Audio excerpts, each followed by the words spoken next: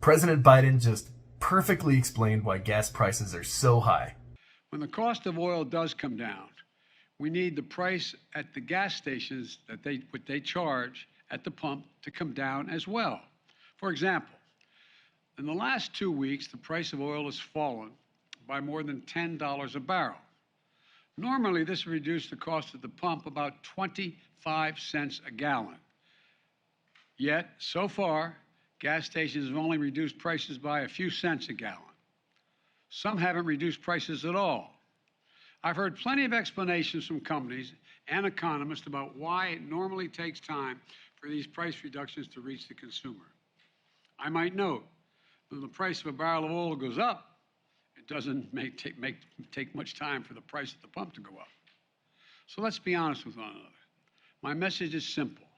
To the companies running gas stations and setting those prices at the pump, this is a time of war, global peril, Ukraine.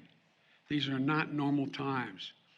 Bring down the price you are charging at the pump to reflect the cost you are paying for the product.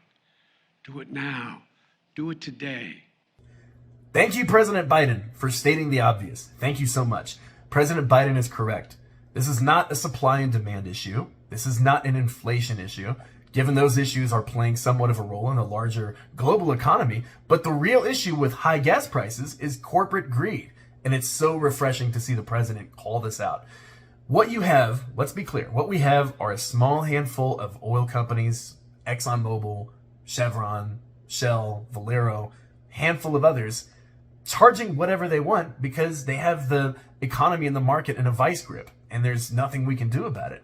So, I want to be clear that while they have the upper hand right now, there are some things that we can do, and I'll get to that in a minute.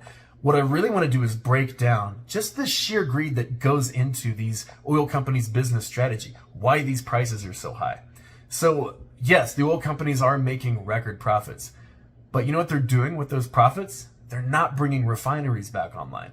They're not increasing production. They're not doing things that would cause the price of gas to go down at the pump. So in April, Bloomberg reported that ExxonMobil and Chevron are planning to increase their stock buybacks. ExxonMobil is buying $30 billion worth of its own shares. Chevron is buying $10 billion worth of its own shares. And these are just two companies, so we're talking about a drop in the bucket here. Mind you, these companies are increasing stock buybacks while keeping drilling budgets in check. So they're deliberately doing nothing to help lower the price at the pump. So that sucks, right? But there is good news. Here's the solution that I was talking about earlier in the video. So there's a bill right now in Congress called the Big Oil Windfall Profits Tax, sponsored by Sheldon Whitehouse of Rhode Island, but it's got a lot of support from key sponsors like Bernie Sanders of Vermont, Elizabeth Warren in Massachusetts, Sherrod Brown in Ohio, Tammy Baldwin in Wisconsin. There's also a companion bill that was introduced in the House by Ro Khanna of California. And as we all know, the House is way more Democratic than the Senate, so strong chance of passage. What this bill would do is levy an additional tax on oil companies that produce or import more than 300,000 barrels of oil a day on profits above $1 billion. So we're not talking about small mom and pop oil producers. We're talking about the monopolistic oil companies that are charging us an arm and a leg at the pump.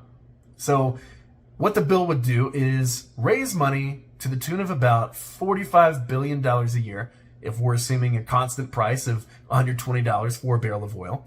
And it will return that directly to the taxpayers in the form of a rebate check. So we basically get some money back from being overcharged at the pump. And this is very simple politics, very good policy.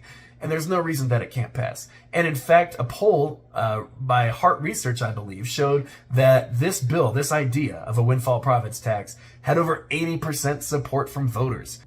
So if you want to help millions of Americans and possibly win the midterms and keep your majorities in November, this is a great way to do it. Tax the excessive windfall profits of the oil companies that are making a killing off of overcharging us. What's so hard about that? I'm Carl Gibson with Really American Media.